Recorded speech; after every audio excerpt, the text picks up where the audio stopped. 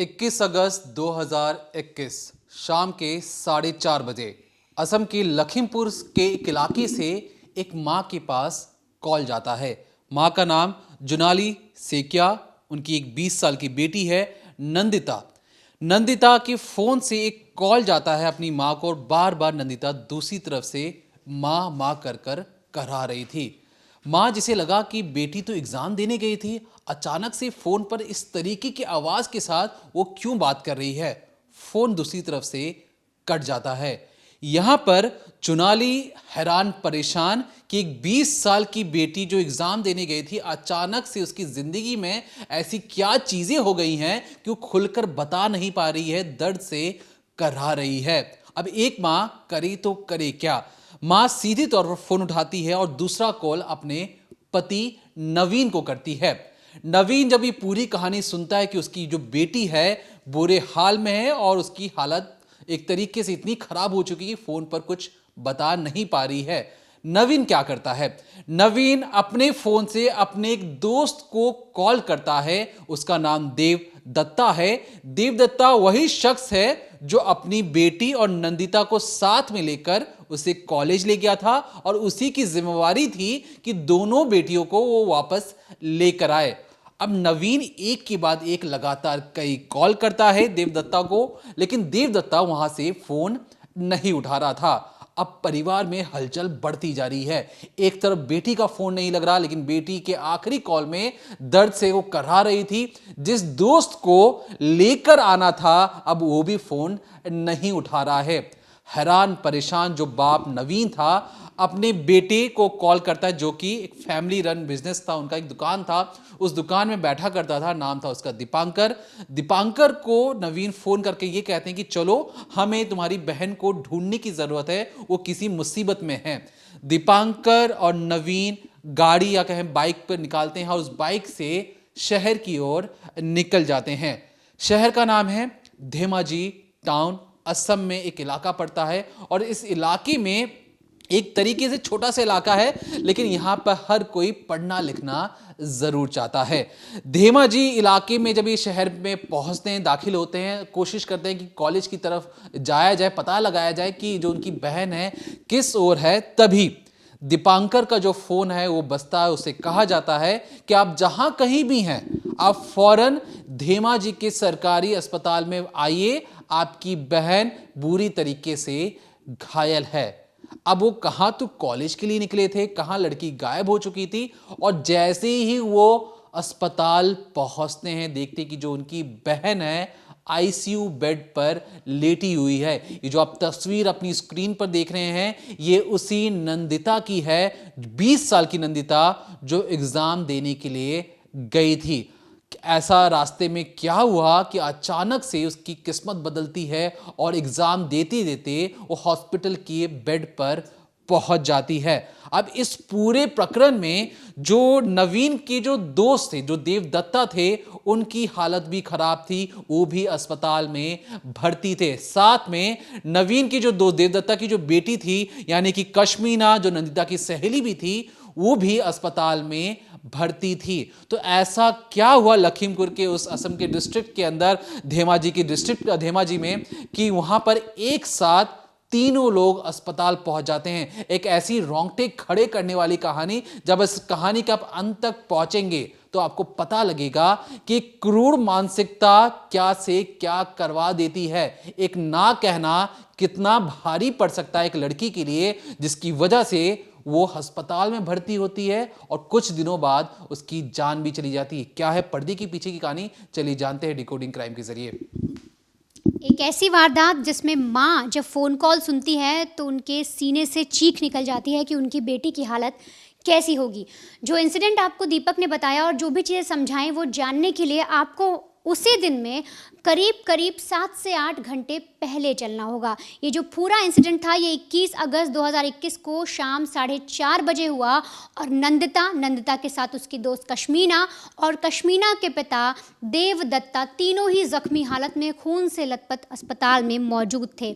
और इसके बाद जब नंदिता के पिता वहाँ पहुँचते हैं, उनका भाई वहाँ पहुँचता है और सारी चीज़ जानने की कोशिश करते हैं, तब देवदत्ता यानी कि नवीन के दोस्त और जो नंदिता को कॉलेज ले जा रहे थे, कॉलेज से लाने की जिनकी जिम्मेदारी थी, वो एक ऐसी कहानी बताते हैं जिसे जानने के बाद डॉक्टर्स के भी हाथ पैर फूल जाते हैं। दरअसल 21 अगस्त 2021 को करीब 9 बजे के आसपास जो ये नंदिता है, ये अपने पिता से कहती है कि उसे अपनी सहेली कश्मीना के घर जाना है, वहाँ कुछ रिवीजन करनी है। रिवीजन क्यों करनी है? तो दरअसल जो नंदिता है वो बीए 3rd सेमेस्टर के एग्ज़ाम दे रही थी और उसका उस रोज़ आखिरी एग्ज़ाम था उस सेमेस्टर का, और इसीलिए उसने अपने पिता से कहा कि आप मुझे मेरी सहेली के घर छोड़ दो, मैं रिवीजन करूँगी, वहाँ से अंकल हम दोनों को लेकर कॉलेज चले जाएंगे, वापस में शाम को वो हमें घर भी छोड़ देंगे। अब ये सारी चीज़ें हो जाने के बाद जो नवीन है वो अपनी बेटी को बाइक पर बैठाते हैं और इसके बाद उसकी सहेली कश्मीना के घर छोड़कर आते हैं। यहाँ पर दोनों ही लड़कियाँ यानी कि कश्मीना और नंदिता पढ़ाई करते हैं, जो भी उनका एग्ज़ाम था उसका रिवीजन करते हैं और तय समय के मुताबिक करीब 12:30 बजे के आसपास जो देवदत्ता हैं, जो कश्मीना के पिता हैं, वो दोनों ही बच्चियों को गाड़ी में बिठाते हैं और इसके बाद फ़ौरन वो अपनी जो बाइक थी उसको लेकर कॉलेज की तरफ निकल जाते हैं। यहाँ पर जो एग्ज़ाम था उसके लिए बच्चियाँ अंदर जाती हैं और करीब 3:30 बजे तक जो देवदत्ता हैं वो अंदर, जो दोनों लड़कियाँ हैं वो एग्ज़ाम दे रही थी और देवदत्ता कॉलेज के बाहर खड़े होकर उनका इंतज़ार कर रहे थे कि दोनों जल्दी से आएँ और मैं उन्हें लेकर वापस घर जाऊँ। अब एग्ज़ाम ख़त्म होता है और करीब 3:30 बजे दोनों लड़कियाँ जब बाहर निकलती हैं तो उन्हें लगता है कि क्यों ना कुछ खा लिया जाए, उन्हें भूख लगती है और इस बारे में वो जिक्र करती हैं देवदत्ता से, यानी कश्मीना अपने पिता से बताती है और नंदिता अपने अंकल से। वो बोलते हैं कि उन्हें कुछ भूख लगी है, क्यों ना कुछ खा लिया जाए कहीं चलकर। इस पर जो है देवदत्ता हैं वो कहते हैं कि देखो तुम्हारी कैंटीन है कॉलेज की, उसमें कुछ देख लो, कुछ बढ़िया मिल रहा होगा तो खा लो। अब ये देखकर जब लड़कियां कैंटीन में चेक करती हैं, सामान देखती, तो उन्हें कुछ अच्छी चीज़ नहीं मिलती, उस कैंटीन में कुछ ऐसा मौजूद नहीं था जो उन्हें खाना, और इसके लिए वो अपने जो कश्मीना है अपने पिता से कहती हैं और इसके बाद जो पिता हैं वो बोलते हैं ठीक है तुम लोग बाइक पर बैठो, मैं कहीं आगे देखता हूँ जहाँ पर भी कुछ अच्छा मिलेगा गाड़ी रोक लूँगा। और ऐसे करते हुए दोनों लड़कियाँ गाड़ी पर बैठ जाती हैं और इसके बाद असम ट्रांसपोर्ट का जो बस अड्डा है वहाँ पर जाकर उस गाड़ी को रोका जाता है। वहाँ पर ये जो देवदत्ता हैं वो देखते हैं काफ़ी सारे स्टॉल्स लगे हैं और ऐसे में वो अपनी बेटी कश्मीना को 200 रुपये देते हैं और कहते हैं कि देखो तुम दोनों बच्चियाँ जाकर कुछ खा लो, फटाफट खाकर आ जाना और इसके बाद सीधे घर चलेंगे। इतना कहने के बाद जो लड़कियाँ हैं वो बाइक से उतरती हैं और इस वक्त आप ये गौर करिएगा कि जो कश्मीना है उसने हेलमेट पहना हुआ है, यहाँ तक कि जो देवदत्ता है उन्होंने भी हेलमेट पहना हुआ है और तो और नंदिता के पास भी हेलमेट था, लेकिन नंदिता ने अपना हेलमेट तब तक उतार दिया था। अब होता ये है कि जो देवदत्ता है वो कश्मीना से कहते हैं कि ठीक है तुम लोग स्टॉल की तरफ जाओ, मैं ज़रा सा जो गाड़ी है उसको पार्किंग की साइड में लगा कर आता हूँ, रोड पर ऐसे नहीं खड़ा करूँगा। अब इसी सिलसिले में जैसे ही जो देवदत्ता हैं वो रोड के उस पार जाने की कोशिश कर ही रहे होते हैं, पार्किंग की तरफ जाने की कोशिश कर ही रहे होते हैं कि तभी दूसरी तरफ से स्कूटी से एक शख्स उतरता है। येलो रंग की टी शर्ट उसने पहनी हुई है, उसके हाथ में एक ऐसा हथियार है जिससे वो किसी की भी जान ले सकता है और वो उसी हथियार के साथ आगे बढ़ते हुए जो देवदत्ता है उन पर फौरन ताबड़तोड़ वार करना शुरू करता है। उसकी आंखों में गुस्सा भरा हुआ था, मानो वो अपनी नफ़रत को निकालना चाहता था और उसी नफ़रत को निकालने के लिए उसके हाथ में एक दाव था।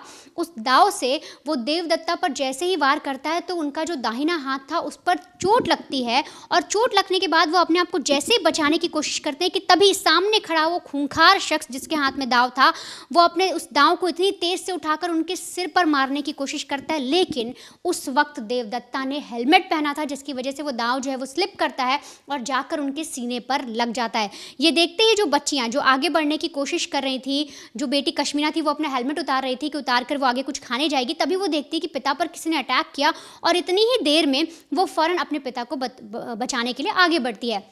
अब ये जो मैंने आपको पूरा इंसिडेंट बताया है ये सुनने में लग रहा है कि बहुत लंबा है, लेकिन वहाँ पर सब कुछ इतनी अचानक हो रहा था कि किसी को भी कुछ समझ नहीं आ रहा था कि अचानक रोड पर कैसे एक शख्स जो है वो खूंखार बन गया और लोगों को मारने पर उतारू हो गया। अब इधर जो बेटी कश्मीना है वो जैसे ही अपने पिता को बचाने जाती है, कश्मीना पर भी लगातार वार करता है, वो वैसे ही जैसे उसके पिता पर किया, लेकिन यहाँ पर कश्मीना के पास भी हेलमेट था जिसकी वजह से वो भी एक तरीके से बच जाती है। उसको भी जख्मी ज़रूर होती है, उसके हाथ पर चोट लगती है, बाएँ हाथ पर चोट लगती है, लेकिन उसका सिर जो है वो बच जाता है। अब इतने पर जो असली टारगेट था उस शख्स का वो कोई और नहीं बल्कि नंदिता थी। अब होता ये है कि नंदिता भी उस वक्त बचाने की कोशिश करती है, आगे बढ़ती है, हर कोई अपने आप को बचाने की कोशिश कर रहा था, लेकिन ये जो आदमी था ये नंदिता को देख के इसे समझ में आता है कि मानो इसे अपना शिकार मिल गया हो और ये फ़ौरन नंदिता को पकड़ने की कोशिश करता है, लेकिन नंदिता जैसे ही अपने आप को बचाने के लिए आगे बढ़ती है, ये फ़ौरन नंदिता को आगे से घेरता है और इसके बाद उसी दाव से उस लड़की पर वार करता है। 3 बार पहली बार में उस लड़की पे करता है, जो उसके गले पे लगता है, उसके हाथ पे लगता है और यहाँ तक कि सिर पे लगता है। इतना ही नहीं, थोड़ी देर बाद जब नंदिता के सिर से खून बहने लगता है, उसके गले से खून बहता है, उसे हाथ पे वो देखती है कि हर जगह खून ही खून गिरा है। उस वक्त जो सड़क थी वहाँ पर वो लाल हो चुकी थी खून से, और जैसे नंदिता ये देखती है, आसपास के लोग देखते हैं, नंदिता ज़मीन में गिर जाती है और अपने लिए रहम की भीख मांगती है। वो कहती है उस शख्स से कि मुझे छोड़ दो, मेरे अंकल को छोड़ दो, मेरी दोस्त को छोड़ दो, हमारी जान को बख्श दो। लेकिन इसके बावजूद वो जो खूंखार आदमी था, जो दरिंदा था, उसकी आंख में नफरत जो भरी हुई थी, उसी के लिए वो उस दांव को फिर से उठाता है और लगातार 2 बार फिर से नंदिता के सिर पर वार करता है। याद रखिए 3 बार नंदिता के सिर पर वार हुए। अब ये 3 बार जो वार हुए, इसकी जब पोस्टमार्टम रिपोर्ट आप जानेंगे तो आपका खून खौल जाएगा। अब ये अटैक करने के बाद फ़ौरन जो शख्स है वो वहाँ से भागने की कोशिश करता है। और कैसे? क्योंकि वहाँ पर बहुत सारे लोग मौजूद थे और इतनी जल्दी ये इंसिडेंट हो रहा था, किसी को कुछ समझ नहीं आया, लेकिन कुछ लोग हिम्मत दिखाते हैं और फ़ौरन उस आदमी की तरफ भागने की कोशिश करते हैं। और वैसे ही वो आदमी फिर से दांव लेकर खड़ा होता है और कहता है कि किसी ने भी आगे बढ़ने की अगर कोशिश की तो उसको यहीं जान से मार दूंगा। अब ये कहने पर जो 2-1 लोग हिम्मत कर भी रहे थे वो हार जाते हैं। लेकिन तब कुछ ऐसा वहाँ पर कुछ लोग खड़े थे जिन्हें समझ में आता है कि अगर भीड़ एक साथ उस पर अटैक करेगी तो वो किसी को भी मार नहीं पाएगा, और तब प्लान बनाकर भीड़ उस पर अटैक करने की कोशिश करती है। लेकिन इतने में जो वो शख्स था वो वहाँ से भागने की कोशिश करता है। अब यहाँ पर जो आसपास के लोग थे, जब वो देखते हैं 3 लोग ज़ख्मी पड़े हैं, तो कुछ लोग उसमें से इंसानियत दिखाते हैं, फ़ौरन हॉस्पिटल पहुंचाया जाता है। हॉस्पिटल पहुंचाने के बाद जब डॉक्टर्स ट्रीटमेंट करने की कोशिश करते हैं तो उन्हें दिखता है कि जो देवदत्ता हैं उनके हाथ पर चोट लगी है, थोड़ा गहरा घाव है, लेकिन उनकी कंडीशन ठीक है। उनकी जो बेटी कश्मीना है उसके भी सिर पर ऐसी कोई चोट नहीं है, गले पर इतनी कोई गंभीर चोट नहीं है, हाथ पर ही चोट आई थी और वो भी ठीक थी। और यूँ समझिए उसी दिन यानी 21 अगस्त के दिन ही शाम 7:30 बजे के आसपास 2-3 घंटे के बाद उन्हें डिस्चार्ज भी कर दिया गया मलहम पट्टी करने के बाद। लेकिन जो नंदिता थी उसके सिर पर जिस हद तक, जिस बेरहमी से वार किए गए, उसकी वजह से उसकी कंडीशन बेहद क्रिटिकल हो गई थी और फ़ौरन उसे ICU में एडमिट करना पड़ा। डॉक्टर्स ने ट्रीटमेंट किए, सब कुछ किया, उसकी सांसें चल रही थी पर मानो उसका शरीर जो था वो बेजान सा महसूस होने लगा था। ऐसा लग रहा था कि वो कोमा में चली गई है और डॉक्टर्स लगातार प्रयत्न कर रहे थे, लेकिन उसके बावजूद आखिर में जो रिपोर्ट दी गई पेरेंट्स को, वो कहा गया कि आपकी बेटी कोमा में चली गई है और उसको हालत सुधार करने की बहुत कोशिश है। अब माँ जो है उनका रो रो कर बुरा हाल, पिता की हालत ख़राब की, एक बच्ची जो एग्ज़ाम देने गई थी उसके साथ ऐसा कैसे हो गया, हर किसी को समझ नहीं आ रहा था कि चीज़ें हुई तो हुई कैसे। अब यहाँ पर पहले नंदिता की बात कर लेते हैं कि उसके साथ क्या हुआ, उसके बाद आपको फिर से बताऊंगी कि वो शख्स था कौन। दरअसल जब नंदिता लगातार हॉस्पिटल में एडमिट रहती है, रिकवरी की कोशिश की जा रही होती है, लेकिन उसके बावजूद उसकी हालत जो है वो बिगड़ रही थी। अभी तक वो धेमाजी के अस्पताल में एडमिट थी, लेकिन तभी जो वहाँ के डॉक्टर्स हैं वो कहते हैं कि आप डिब्रूगढ़ ले जाइए, ब्रह्मपुत्र अस्पताल है वहाँ पर ले जाइए, बड़ा अस्पताल है, हो सकता है बच्ची का ट्रीटमेंट अच्छे से हो जाए। पेरेंट्स वहाँ लेकर जाते हैं, लेकिन 21 तारीख का इंसिडेंट था, 22, 23, 24 यानी कि 4 दिन बीतने के बाद 25 अगस्त को जो नंदिता है कोमा में ही उसकी सांसें थम जाती हैं और कोमा में रहने के दौरान ही उसकी मौत हो जाती है। अब ये सारी चीज़ें होने के बाद परिवार को बताया जाता है, परिवार को बॉडी सौंपी जाती है। पुलिस पहले से ही केस को इन्वेस्टिगेट कर रही थी, उस लड़की का पोस्टमार्टम कराया जाता है और पोस्टमार्टम कराने के बाद जो डिटेल निकल कर आती है उससे तो आप यूँ समझिए पुलिस की भी रूह कांप गई, क्योंकि पता लगता है कि उसके गले पर कट है, छाती पूरी तरीके से उसकी बेकार हो गई थी, मतलब इतनी बेरहमी से दांव से वार किया गया तो वो पूरी कट फट गई थी, यहाँ तक कि जो बोन्स है अंदर की वो भी कट गई थी। अब जो सिर पर 3 वार किए गए थे वो 9 सेंटीमीटर, 4 सेंटीमीटर और 11 सेंटीमीटर से गहरे थे। आप यूँ समझिए एक सिर के अंदर दाव मारा गया तो सोचिए 4 सेंटीमीटर इतना हो गया, इसके अलावा 9 सेंटीमीटर और 11 सेंटीमीटर, एक जो आप स्केल का अगर अनुमान लगाएं उसके हिसाब से सोचिए तो इतने अंदर तक उस लड़की के स्कल में, उसके सिर में वो दाव गया था। और इसी वजह से यही मेन रीज़न बताया गया उसके क्रिटिकल होने का और तो और उसके कोमा में जाने का। अब यहाँ तक आपने एक इंसिडेंट समझा कि एक होनहार लड़की जो पढ़ रही थी, जो अपने काम से काम रख रही थी, उसका इस तरीके से किसी ने मर्डर कर दिया, किसी ने उससे बदला निकाला। अब वो शख्स था कौन और किस तरह से उसने प्लानिंग की और क्या ऐसा रीज़न था, वो जानने के लिए आपको फिर से उसी वक्त में चलना पड़ेगा। आखिर जब ये इंसिडेंट हो रहा था यानी 21 अगस्त को करीब 4:30 बजे के आसपास जब ये कत्ल किया जा रहा था, सड़क पर इस तरह से गुंडागर्दी, इस तरह से आप यूँ समझिए किसी को मारा जा रहा था, 3-3 लोगों पर औजार चलाए जा रहे थे, हथियार से उन पर आक्रमण किया जा रहा था, तब एक पास में ही इस बस स्टैंड के सामने एक होटल है, वहाँ पर एक एएसआई हैं अनिल शर्मा, वो बैठे हुए थे और उन्हें बाहर से कुछ लोगों की भीड़ जमा होने की चीज़ें दिखती हैं और समझ में आता है कि बाहर से कुछ आवाज़ें आ रही हैं। अब जैसे ही वो बाहर निकल कर उधर रोड पार करके उस तरफ जाने वाले थे, वो कोशिश कर रहे थे कि जाकर देखें आखिर माजरा क्या है। तभी उनके पास उनकी जो डीएसपी मैडम थी रेखा, उनका फ़ोन आता और कहती कि फटाफट कैंटीन में आ जाओ और यहाँ से मैं तुम्हें एक जगह ले चल रही हूँ आसपास में, वहाँ पे कोई इंसिडेंट हो गया और पता लग रहा है कि कुछ मैटर थोड़ा बड़ा हो गया है। अब इसके बाद जो अनिल शर्मा है वो डीएसपी मैडम के पास पहुँचते हैं, वहाँ पुलिस की गाड़ी में बैठते हैं और उसके बाद उस जगह पर यानी इंसिडेंट जहाँ पर घट रहा था, जहाँ घटना हो रही थी, वहाँ पहुँचते हैं। वहाँ पूछताछ होती है और जैसे पुलिस नज़र घुमाती है तो एएसआई अनिल शर्मा को दिखता है, ये जो आप वीडियो देख रहे हैं ना, यही सेम तस्वीर वहाँ पर दिखी और वहाँ पर कई लोगों ने इस वीडियो को बना लिया, जिसके बाद ये वायरल हुई थी। इसमें अनिल शर्मा को दिखाई देता है कि आप देखिए जूट की या जो लकड़ी की फेंसिंग हो रखी है, पेड़ पौधे लगे हैं और दूसरी तरफ एक जो शख्स है वो खड़ा हुआ है जिसके हाथ में दांव है। हमने ब्लर करने की कोशिश की है क्योंकि उसके टी शर्ट्स और हर जगह उसके भी खून लगा हुआ है।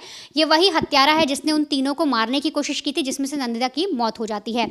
अब यहाँ पर जो एसआई अनिल है वो देखते हैं कि कुछ लोगों ने उसे घेरा हुआ है चारों तरफ से और उसे बाहर निकालने की कोशिश करें, उसे पकड़ने की कोशिश करें।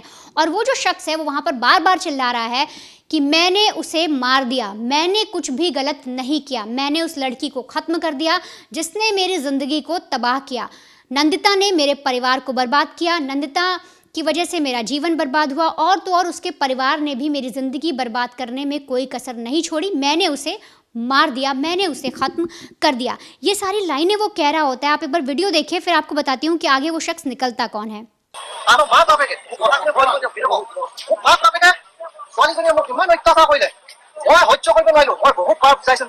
तो सुना आपने, ये शख्स इस वक्त जिस भाषा में बात कर रहे हैं बार बार वही कह रहा है कि इसने नंदिता को मार के बहुत अच्छा किया, इसने कोई गलती नहीं की और उस लड़की ने इसका जीवन बर्बाद कर दिया था।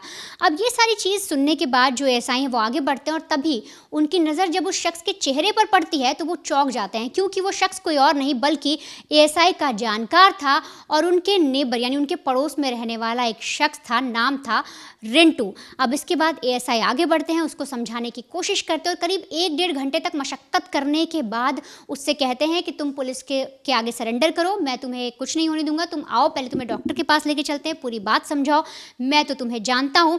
और इस तरह से तरीके से करीब 1-1.5 घंटे की मशक्क़त के बाद जो ये शख्स है, जो रिंटू है, वो दांव को फेंकता है और पुलिस के सामने सरेंडर करता है। इसके बाद जब पुलिस की गिरफ्त में आता है तो बेहद चौंकाने वाली कहानी बताता है।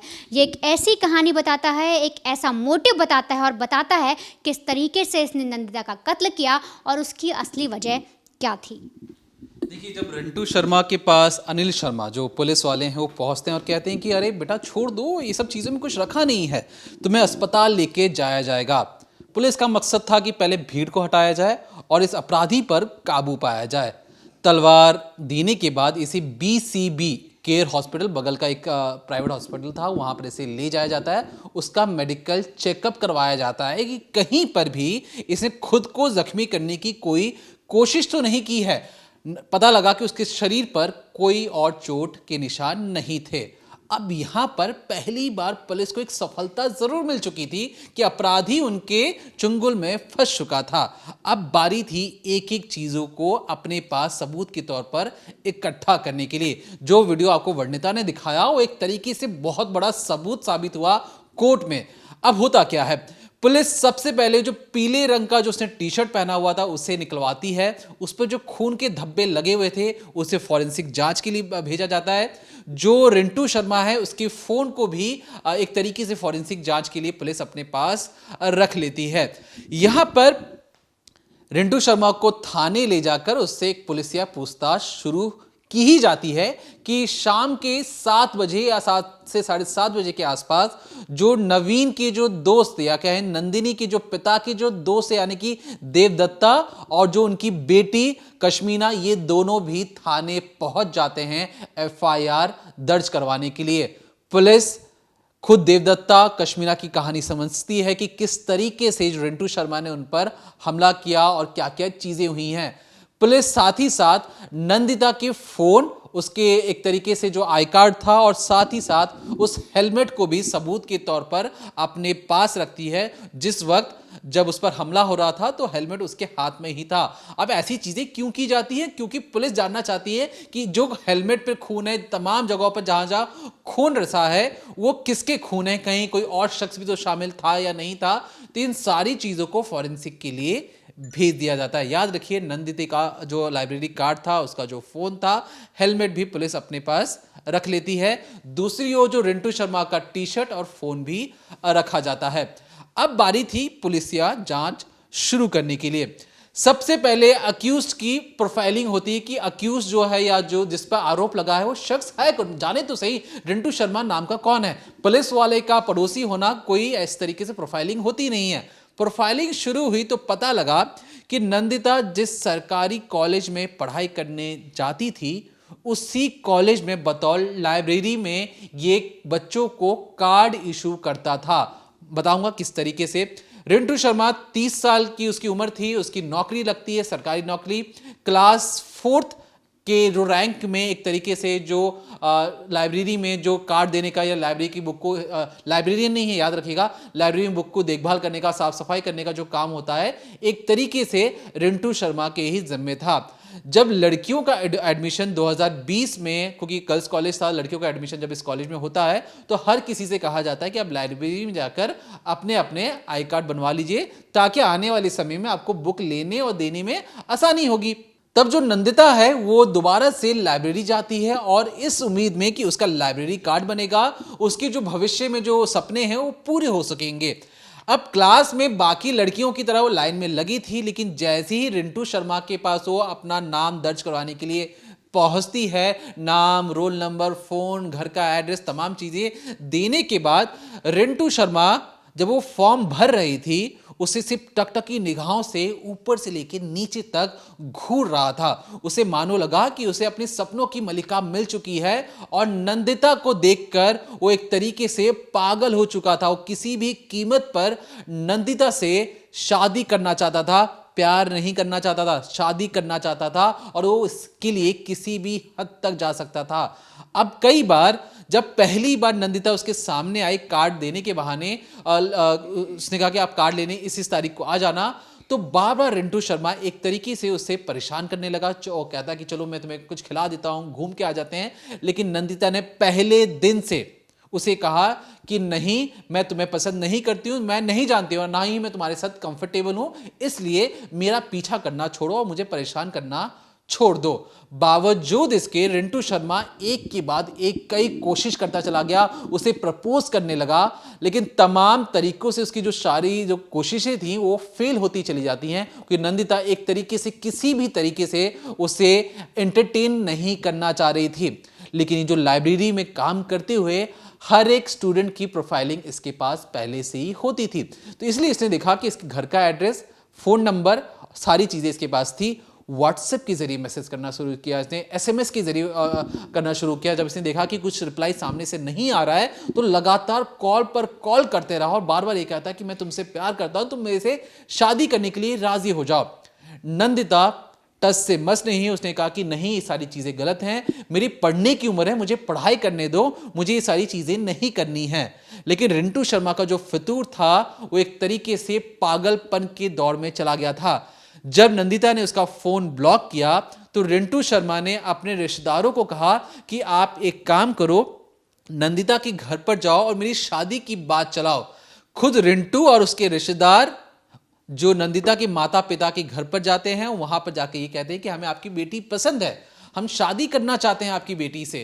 अब जब अपनी बेटी को देखकर जो नवीन थे, उन्हें लगा कि ये शायद बड़ा मामला है और बेटी इसे पसंद नहीं कर रही है, तो हाथ जोड़कर दोनों माता पिता ने ये कहा कि देखिए हमारी बेटी अभी बहुत छोटी है, कहाँ आप 30 साल के, कहाँ जो ये 19 साल की बेटी, कहाँ ये तो अभी पढ़ाई कर रही है, तो बहुत टाइम है ये सारी चीज़ों में, अभी शादी तो नहीं हो सकती, आप हमें माफ़ कीजिए।